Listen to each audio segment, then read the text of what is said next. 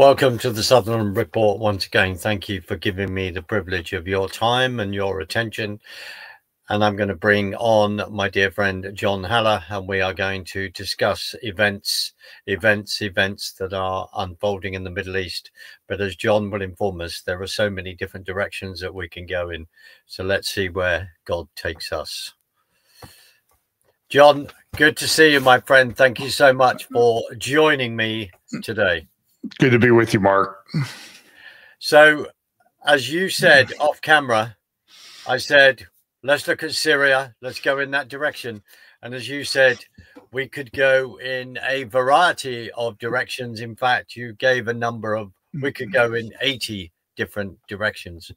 So, John, listening to the incredible Caroline Glick, as she has just been talking about the events on Syria, it seems as though that many of us since 7th of October, including you could argue certain individuals militarily advising, etc., within Israel, have not kept their eye on the ball in regard to the events of Syria, which have just literally been so fast that the Assad regime doesn't exist anymore. What are your thoughts, my friend? I was listening to another podcast I follow. There's a guy named Dan Senor who has a podcast called Call Me Back. And Dan worked, I think, in the Bush 43 administration in some of the security areas, particularly with regard to Iraq. And he does a very good job. And he's very good in that he brings in people from the political spectrum in Israel. From the Bibi supporters to the Bibi haters. But he had a guy, Nagal, I can't remember his last name. And the guy said this morning, I thought it was a very profound statement, that what we've witnessed here in the Middle East is the equivalent of the fall of the Berlin Wall over the past few days. What has happened has just been a kind of a stunning fall of the Assad regime. The Assads have ruled Syria for 54 years. One family, the father, then the son. The one son, by the way, who was going to succeed the father, was killed in a car accident, I believe. And so Bashar al-Assad took power 20-some years ago after his father died. This is about 24 years ago. I mean, and this is just stunning to have watched this in real time unfold over the past week and a half. And it has huge geopolitical ramifications. And, and I'm a Bible prophecy guy, so we're trying to figure out exactly what it means from a Bible prophecy standpoint. Everybody wants to point to, there's a prophecy in Isaiah chapter 17 about the fall of Damascus. There's also a bunch of other prophecies that nobody ever talks about Ephraim, northern Israel, and some other places mentioned in that prophecy. There's a controversy in our community as to whether that's been fulfilled in the past, but I always remind people that Jewish prophecy is a little bit tricky because there is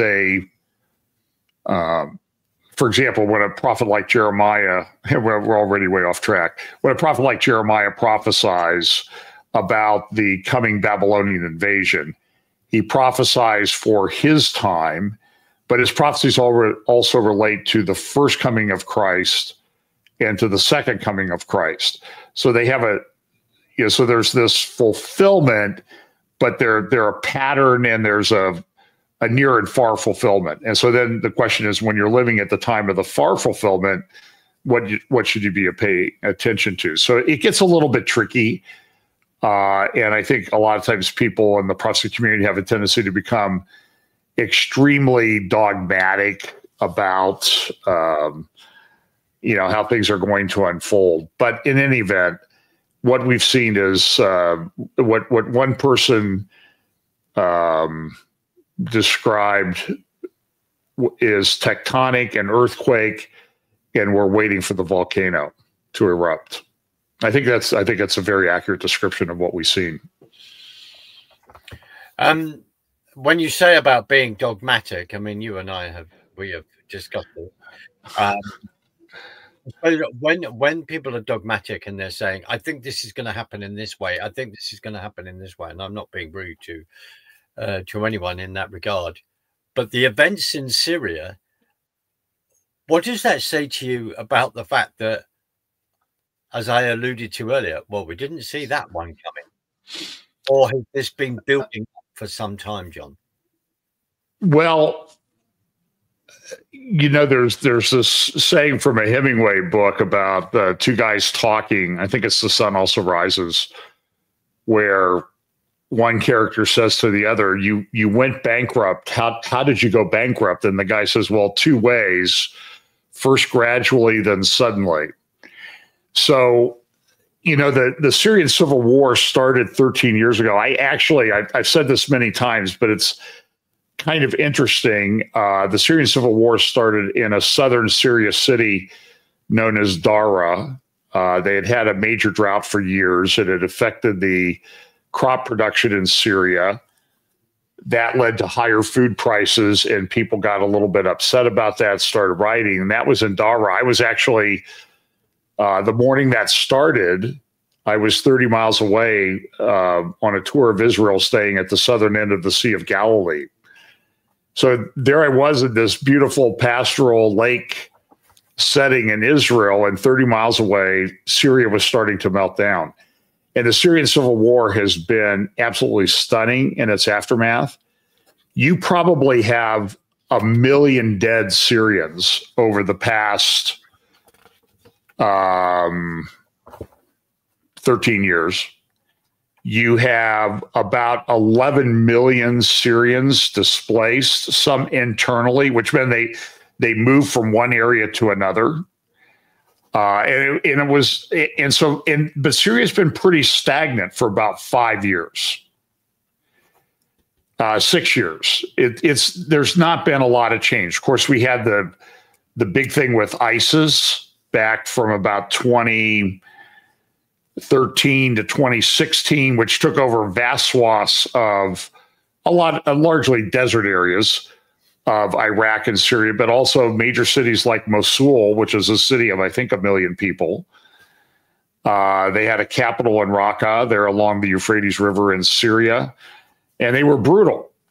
A lot of nations fought to get rid of ISIS. It was the U.S., it was Iran, it was Syria, because ISIS was not viewed as a good thing. John, do you mean ISIS, the Obama JV team comment? Is that? Yeah, I don't know how much. There's a sort of a heavy contingent that says that the United States controls everything. I'm not sure. All I can do is I'm not there on the ground. I have good contacts that spent a lot of time in Syria during the days of ISIS, who were with U.S. military that went in to root ISIS out of Mosul. So everybody wants to blame the United States, that, the United States and CIA control everything. And it's probably true. We do fund bad people. We funded bad people in Afghanistan to put pressure on the Russians.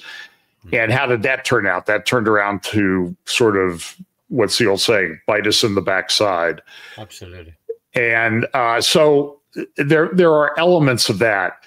But Syria had become fairly static in its highly divided.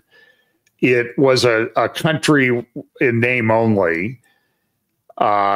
The Assads controlled the coastal region and the area down to Damascus, and they eventually controlled the western part of Syria, except in the north. Turkey had made incursions down into Kurdish regions, which they claimed they needed for a buffer zone. What Turkey said they were going to do was they were going to take over these areas so that Syrian refugees from the Syrian civil war could return to Syria. But as things generally go with Erdogan, That was a big fat head fake. So things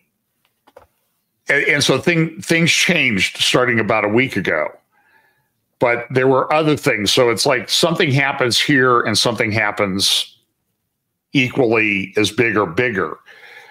So what happened was that in late September, mid-September, Israel did the famous, the Grim Beeper attack of Hezbollah people in Lebanon.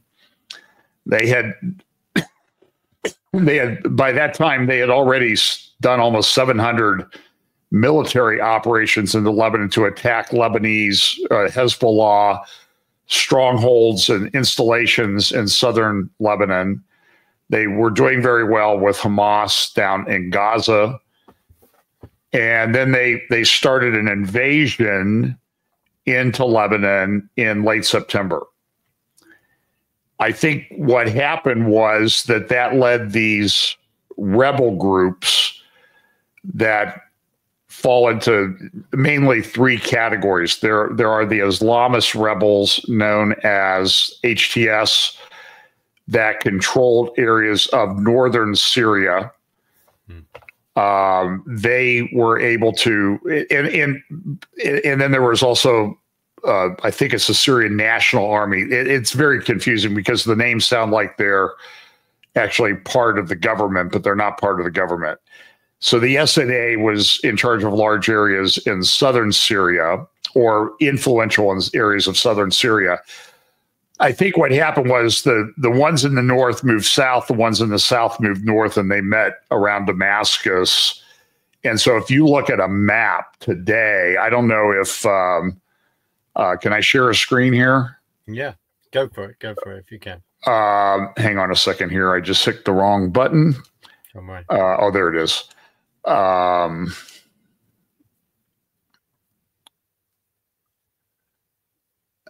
on.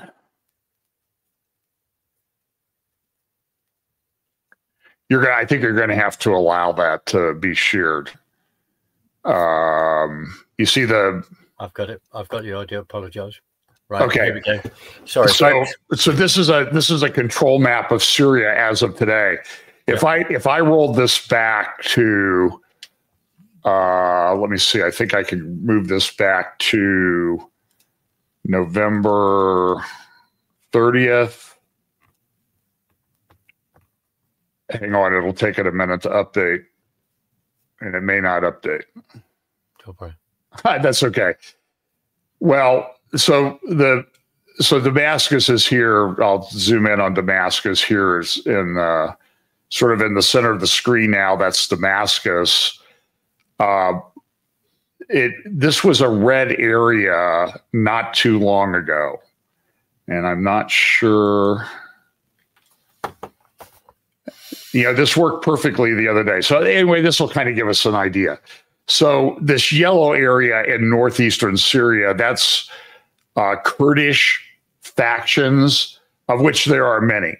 Some of these are kind of radical Islamists. Some of them are communist. Everything is very tribal here. There are Christians up in this area. By the way, people should pray for the Christians in Syria right now, because none of what's happening is good for Christians. No. So this yellow area, if you look over to the right here, you see Mosul. That's, this whole area here, this open area in the yellow and some of the green, you can still see these black blobs in Syria. Those are ISIS controlled even today.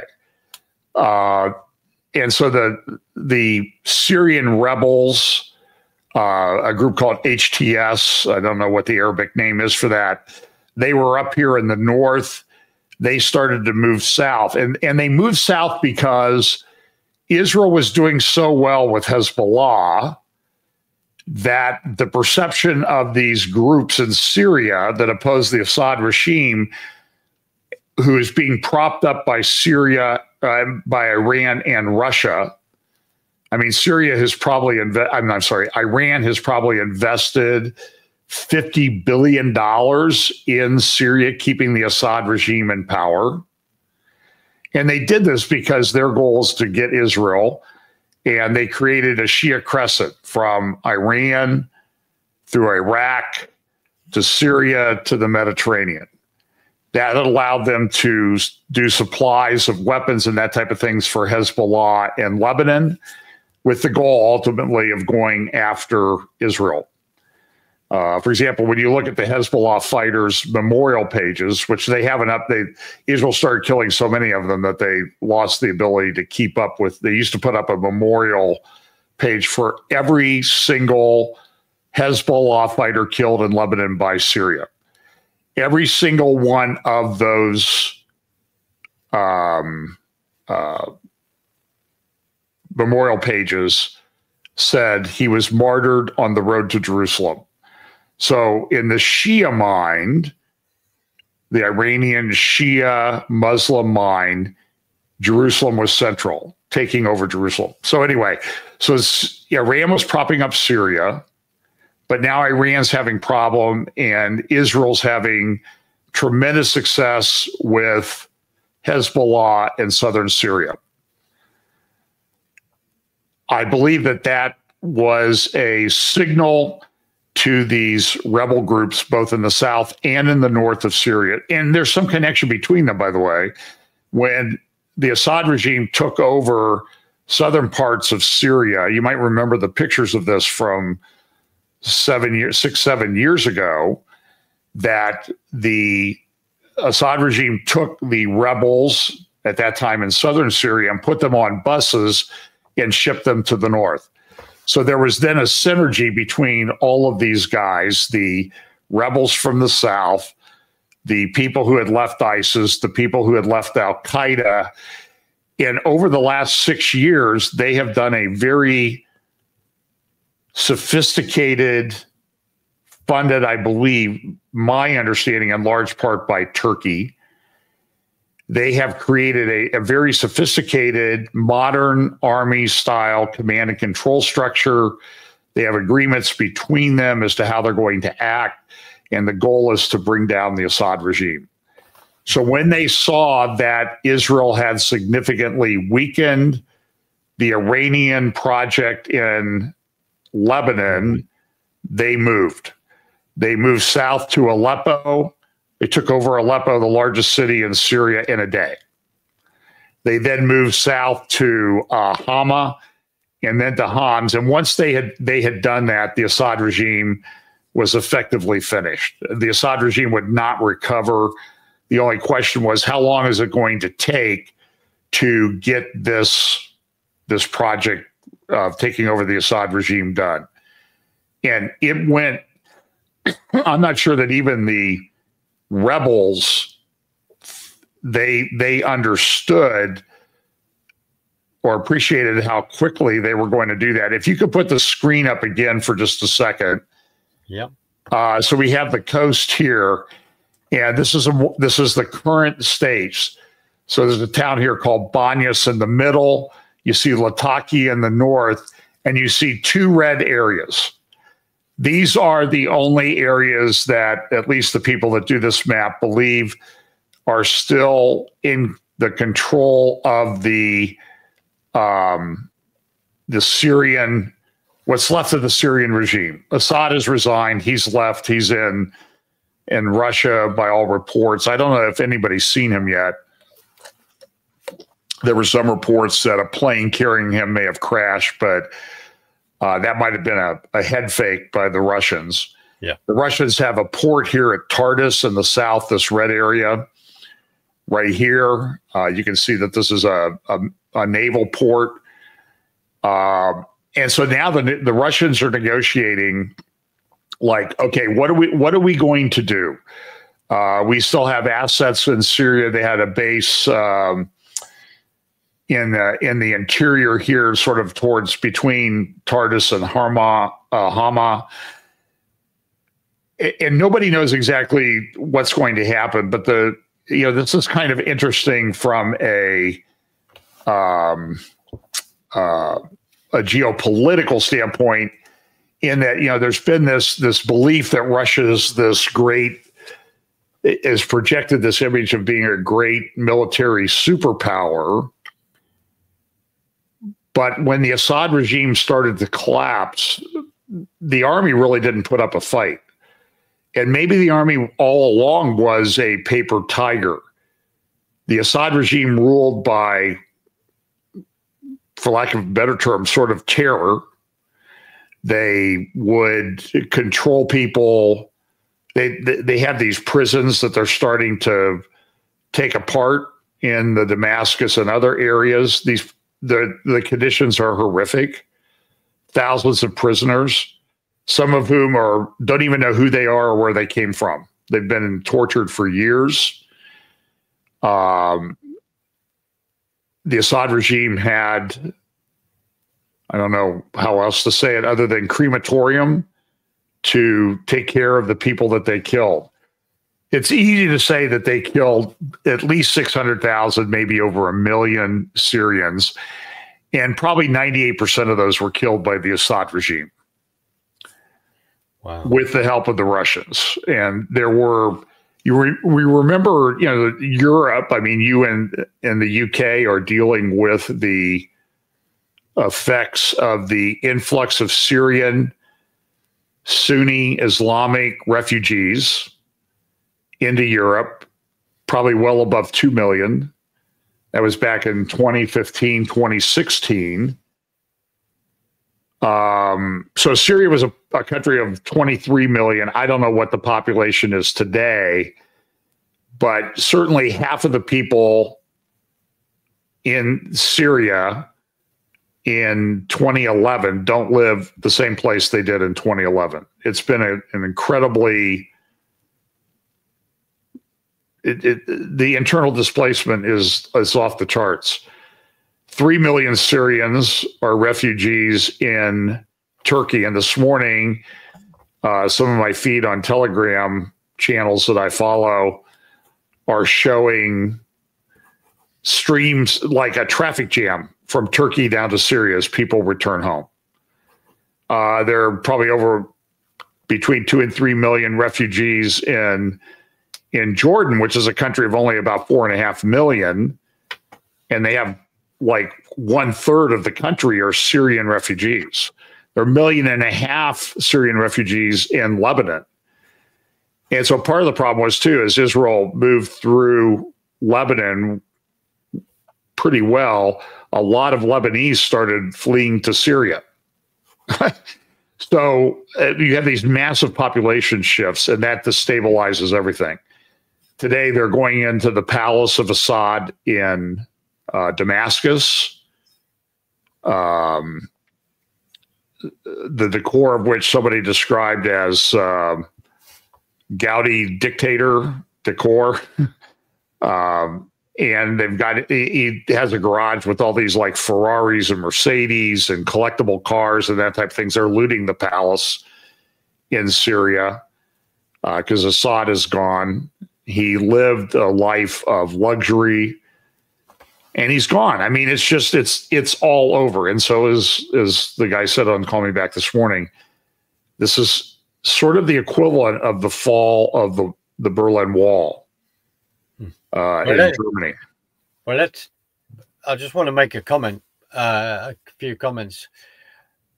So in the British press, they're all going, Assad has fallen, and he and his father ruled there 54 years, Alawite Muslim, Islam follower, tribal. He, I believe, was in London working for the National Health Service at one point maybe as a surgeon or an eye doctor specialist. That's correct. So the British press over here are going, Assad has fallen. One headline that said, well, Assad has gone, but what could follow could be worse. Well, then let's just put this on the record as the prime minister of this country was going, oh, Assad is gone, this bad person's gone. But what he doesn't talk about, and no politician then is talking about the fact that the people that have come in, who I believe are then Turkish backed, jihadists are on the terrorist watch list over here, on a list saying that this group are a bunch of terrorists. So it seems that our own Prime Minister does not know what is going on, who these people are, that they're already on a terrorist list. But maybe in the UK that doesn't seem to mean anything anymore, because all sorts of interesting individuals, I say that sarcastically, are now living in London, from ex members of Hamas, etc. And even Morsi's family, when Morsi took over in Egypt for a year, his family live in London as well. Melanie Fairlips has written that brilliant book, London Stan, where warning about all of this. So I'm just throwing that out there, because you quite rightly talk about the refugees. Absolutely. So we could have 1 million coming our way again into Europe, going through France, and who knows, getting in plastic boats and coming over here. So this is going to, the ramifications of this, you've already raised it quite rightly. In 2015, a young baby is found floating dead in the water, and then everyone goes refugee mental.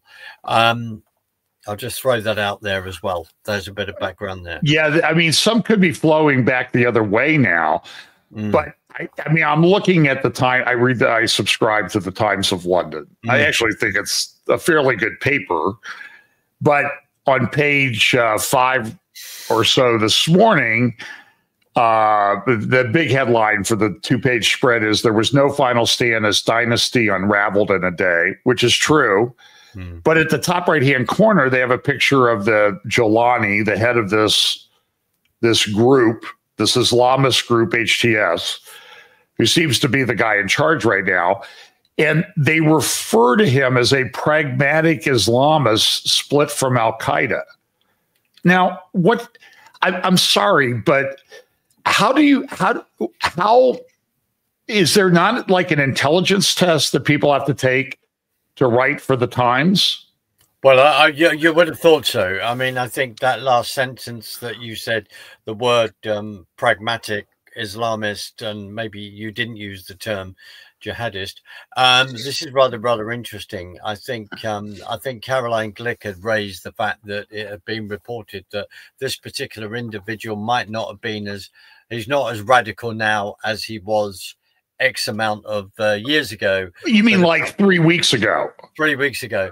And then, yeah, absolutely. Caroline raised this, and that he will be, of course, the ultimate dream is to wipe Israel and the Jewish people off the face of the earth. They even no matter how you caveat this, John, and dress this up, that's the reality. Well, you know, that's very interesting that you say that, because I was sort of envisioning that, you know, maybe a cottage industry now would be make up T-shirts with the Jilani and Che Guevara on them to sell in these radical jihadist and leftist camps that seem to be popping up all over the world. This guy he was in ISIS. He was the Syrian head of Al-Qaeda. I mean, it's not like he converted to Christianity or anything. This is an absolute farce that he's described as pragmatic. But understand that in the last 6 years, this group worked very hard to get to this day. It was, and I object to this description that I see of them throughout the Western press as a ragtag group of rebels. They just took over a very large country in 4 days. Yes, absolutely. And then a lot of people say, well, they had to have the U.S. supporting them to do that. I don't know that. Okay, if you've got proof of that, bring it forward. But they've been planning this with Turkey, I believe, for many years. Yes. Yes. And the concern is that, and so there's a reaction from Israel to this, because Israel, you know, Assad always was the dictator that we could manage. You know, we didn't have to send troops in there. We could do these bombing runs all along. It was a thing called the campaign between the wars. But it didn't really, in my view, it didn't work because the Iranians were able to send like 150,000 rockets and missiles to Hezbollah, made or transported there, or the materials transported for them to be manufactured in southern Lebanon, which is not a huge geographic area. In southern Lebanon and up through the Bekaa Valley around Baalbek, which is closer to the Syrian. It's in eastern Lebanon, closer to the Syrian border. And I don't think that the campaign was that effective. I mean, as Hezbollah embedded itself, they dug tunnels, just like Hamas had been allowed to dig tunnels in Gaza and deeply embed themselves.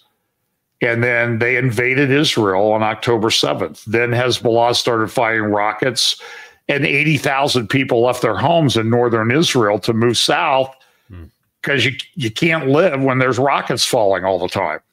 And so they've been launching, 100, 200 rockets, missiles, mortars a day into northern Israel.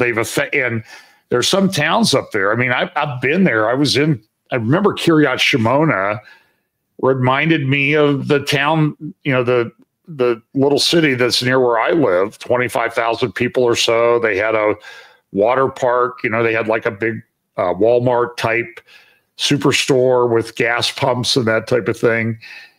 And that town's effectively empty. Metula, a little further to the north, which is surrounded on three sides by Lebanon, it's totally emptied out. So Israel now has, so what does this mean for Israel? Is it better? So Israel has acted in a stunning fashion. Today, Israel occupies parts of 3 border countries that they have not done since 1967. Absolutely. I don't think we kind of grasp the situation because we're sitting here. But Israel, if you've been up to the Golan Heights, I've been up there a number of times. You at the overlook there, you look across to Syria, and in the middle is a no man's land that's, I'll use the scare quotes thing, controlled by the UN near Kenitra, and all along the buffer zone. Israel's taken that over completely and moved into Syria somewhat. And there's also a report that Israel has taken over the Syrian part of Mount Hermon, the tallest mountain in the region, almost 10,000 feet above sea level at the top. And that's kind of a stunning thing, too. So Israel controls part of it. Lebanon, if there is a government in Lebanon, they control part of it. Then Israel controls part of it. And Israel has been bombing weapons stores, military installations that are left from the Syrian army and maybe from the Russians. This is causing a lot of problems internally, I think, for Putin in Russia, because Syria was one of his client states. It's over right now for Russia in Syria. And my understanding is the Iranians are approaching this Jolani-headed government and asking them to be able to withdraw assets that they have in Syria. In other words, would you please help us retreat and salvage some of our $50 billion investment in Syria and probably another $40 billion in Lebanon? They're asking for the ability to do that. And so you had the Beeper attacks, you had the decapitation of Hezbollah, Iran attacked Israel. Israel responded in late October in a stunning display of air superiority. They attacked Iran. They took out Russian military air defense systems, mainly the S-300 systems, in Syria, in Iraq, flew to Iran, took their air defense systems out, bombed a major facility at Part 10. 120 fighter aircraft participated in that attack, and every single one of them came home with no damage. That was a huge message. As someone said afterwards, the Ayatollah has no clothes. They are completely exposed, and to this day, they are still completely exposed. Now, the reaction has been from Iran, some indications that they're going to change their nuclear doctrine, like Russia has changed its nuclear doctrine recently, to remove any religious restrictions on developing nuclear weapons, and they're going to ramp that up. And so then what's going to happen? Well, 45 days, Donald Trump will be in office in the United States. And whether you like Donald Trump or not, Trump is different than Joe Biden or Barack Obama, what I call the Biden administration. Things are going to change. The Biden administration philosophy has been, we will help Iran, we will prop up Iran and the Iranian proxies because that's the best way to manage the Middle East. And this has been the modus operandi of the United States government all the way back to Reagan. You know, I mean, we love, a lot of conservatives love Ronald Reagan, but his foreign policy in the Middle East was a bit of a disaster. And we're still paying, we had the attack on the Marine barracks in Lebanon in Beirut in 1982. Yeah. 250 or so U.S. Marines killed in the Hezbollah terror attack. And the Iranians' philosophy has always been, we are going to fight till the last dead Lebanese. That's the, they're going to use proxies. You never see an Iranian military contingent coming in. You might see groups of advisors, and Israel takes them out. I mean, they do this. They've been doing this for years. So now Iran's really on its heels. Russia is withdrawn or withdrawing. The Syrian army has completely laid down everything. And I think part of it, Russia saw what was happening and said, Assad, if you don't defend yourself, we're out of here. Yeah. You got to put up a fight. And they've got their own problems up in Ukraine. They've lost, easily between Ukraine and Russia, there's over 1 million casualties, dead and injured, in the Ukrainian war that's been going on now for almost 3 years, which all these great pro-Iranian, pro-Russian military guys on YouTube said, Russia's going to roll over Ukraine in 2 weeks. That really didn't happen, did it? No. No. So now the narrative is, well, the United States is trying to foment a world war in Ukraine. And my own perspective is, you're entitled to that opinion. My perspective is Russia invaded. Only one country invaded Ukraine. Okay, that was Russia. And the old saying, Israel's had a problem because the saying in war is, if you break it, you own it, right? So if you break Lebanon, you own it. If you break Syria along your border, you own it. You have to manage that problem. The interesting part about Iran, though, is if Israel breaks Iran, it's far enough away that they don't have to worry about the fallout necessarily. But these Islamist guys, there was a communique from HTS last year that's making the rounds on X. This is HTS, the Jilani-led group that's effectively in control of Syria right now, right? That said, we're going to take out Israel and the Jews. So that's their ultimate goal. So that goal hasn't changed. It's just the people in charge of it. So now Israel has this problem on its border. So they're expanding a buffer zone along the Golan Heights. They've got a buffer zone that they've established in Lebanon. There's now supposedly a ceasefire in place that everybody's violating every day. The Lebanon army isn't capable of providing assistance on anything. And we have a change in government in the United States coming up in 45 days. At least this is what we believe. I'll believe it when I see it, I guess, is the way that I'm seeing. But you have Donald Trump, going around, and everybody in the world is treating him like he's the president of the United States already. Yeah. It's an interesting phenomenon.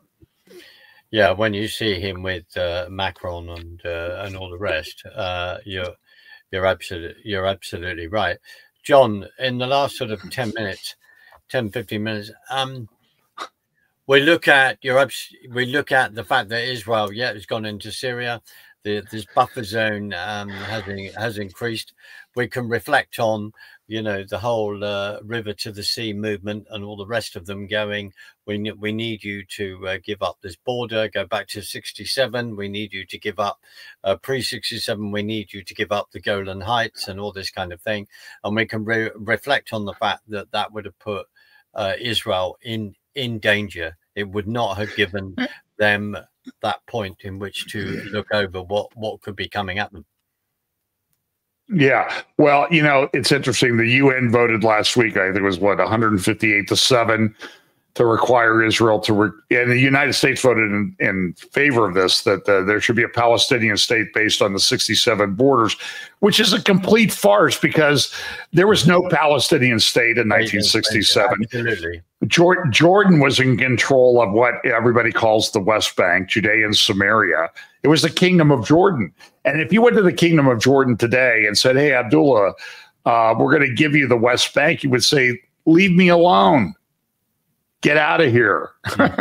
I've got enough problems. I got 75% of my country is Palestinian, people who left. My wife is a Palestinian. Leave me alone. And the interesting thing is, so I think where this is going is the areas of the Judea, Samaria, the West, often called the West Bank. That's a very difficult zone right now. I know Iran's they keep getting these weapons that are being smuggled in from across Jordan. Huge caches of weapons. There are daily raids on terror cells throughout the areas of Judea and Samaria. There are terror attacks. And it seems like that thing is a powder keg ready to explode. I'll just use the term the West Bank. It's and Israel still has problems in Gaza, and now I understand. I believe that there's a lot of unrest in Egypt, which we don't really talk about. Their revenue, a large portion of their government revenue from the Suez Canal has been cut off by the Iranian-backed Houthi rebels and the attacks on ships in the Red Sea. Right. And I don't know why. I don't know. I don't know why there's a Houthi part of Yemen. And now I see all the Arab countries meeting, the Islamic countries meeting. Everybody thinks the solution is we'll do this two-state solution in Israel. It would be another Palestinian state. The Palestinian state originally being Jordan. Now we had Gaza. Now they want to do another one. So it's actually a 4-state solution, not a 2-state solution. This is all very big, huge problems that and so the Trump administration is coming in having to deal with this mess. And I think this mess is something that we've expected to happen for some time. But now it just seems to have a focus and an energy behind it. But listen, Mark, if we had done this program a week ago today, we wouldn't be talking about effectively Russia having withdrawn from Syria. No. We would still be talking like the Assad regime was in power in Syria, as it has been for over 50 years. And so you've seen a tectonic earthquake type change in the Middle East. And I don't think, look, the Assad regime was not good, but Israel seemed to be able to manage that, but not as well as I think they thought they were. And you have, of course, this jihadi group. I think that's a better description of them coming in. There was a famous old saying from, I think it was Menachem Begin, when Iraq was fighting Iran. And so, what do you think of that and the impact on Israel? And he goes, well, we wish both of them great success, which I think is true. So we hope that both of them have great success fighting the other and leave us out of it. But look, this is a very difficult time for Israel. They don't have unlimited manpower. They're a small country.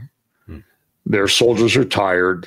A lot of them the reservists have been deployed for a very long time. It's causing a lot of economic issues within the families of the soldiers. You have, the people haven't returned to the Gaza border yet either to live.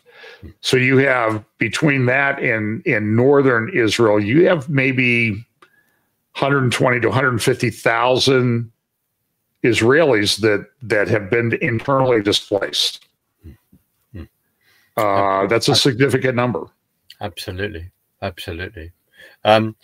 John, a slightly different direction, but this is all extremely relevant, and keeping all of this to keep in our prayers. And with what, as I said earlier, within London and other parts of this country, with the fact that we have people here with an ideology that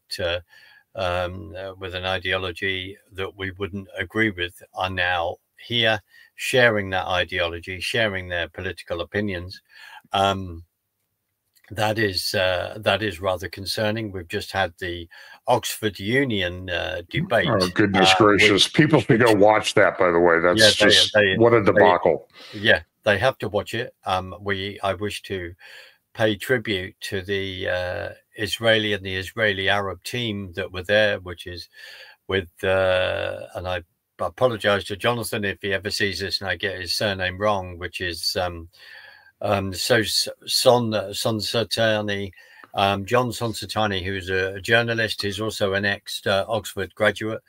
And then Natasha Horstoff as well. Horstoff was there with the Green Prince and another Youssef, with Youssef, and another incredible Israeli Arab Haddad, who was booted out of the debate.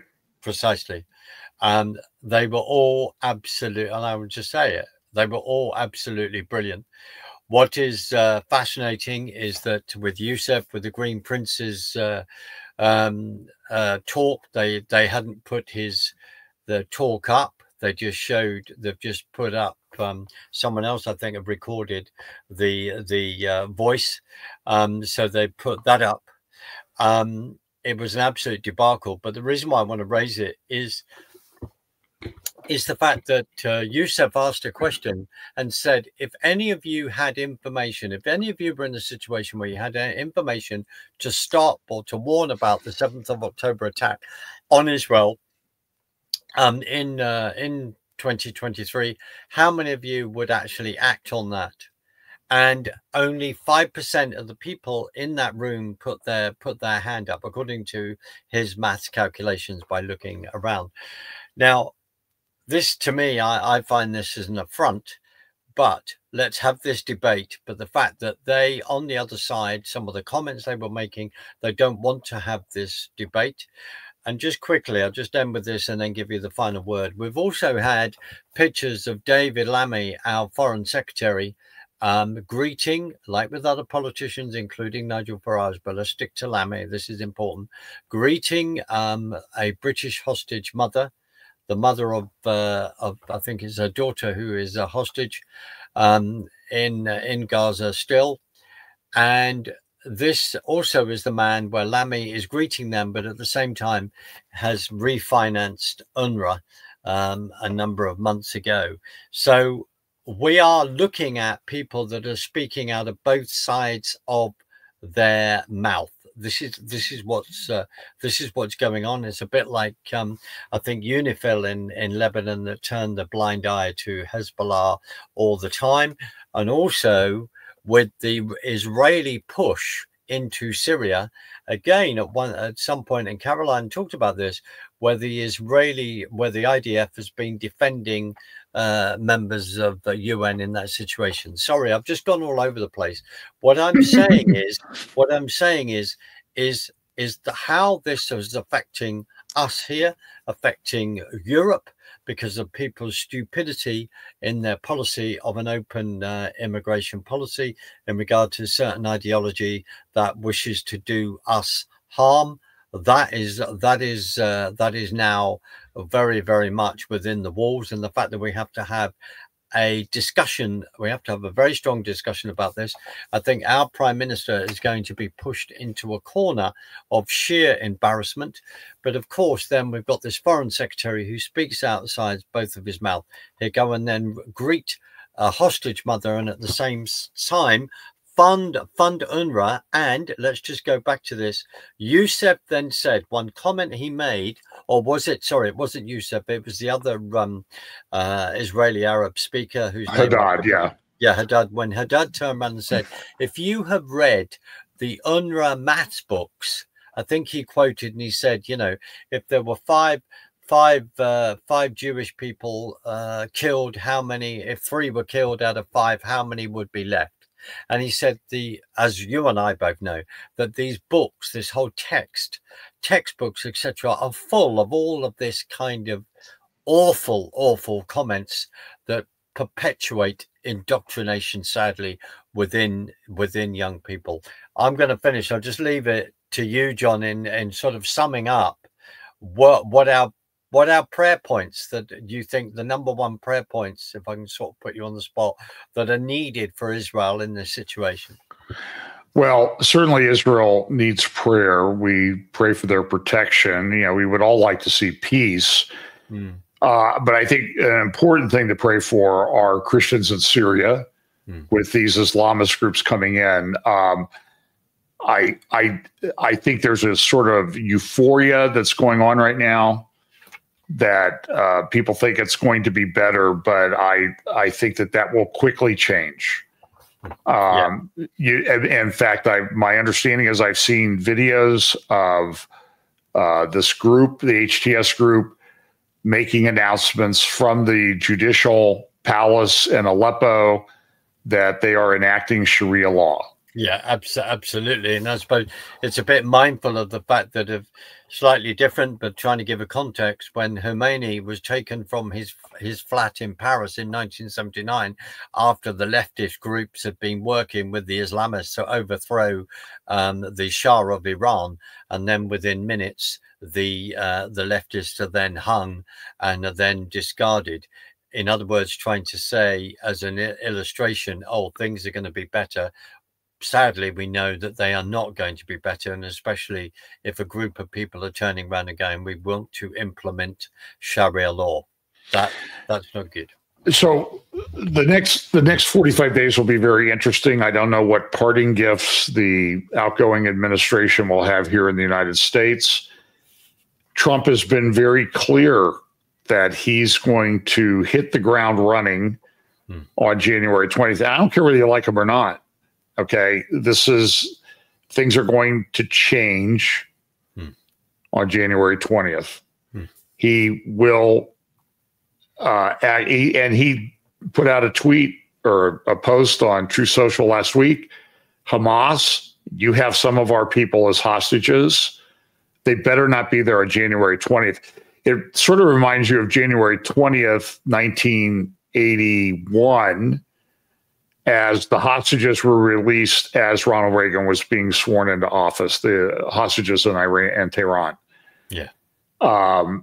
They knew that the new sheriff was in town. And Trump also said on Meet the Press that he is going to, day one, he is going to pardon a lot, or I don't know how many, but the bulk of the J6 people. And they're pushing trials through of these people, the J6 people, as we sit here and talk.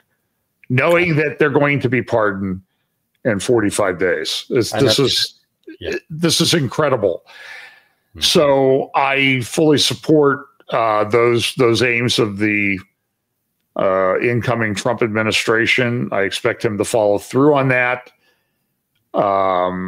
There's people he's appointing that I'm not really a huge fan of, but he's the president. I guess he can do this. But look, it's going to be a very tumultuous 2025. I have a program I've scheduled with people I do regular podcasts with, a program called Stand Up for the Truth.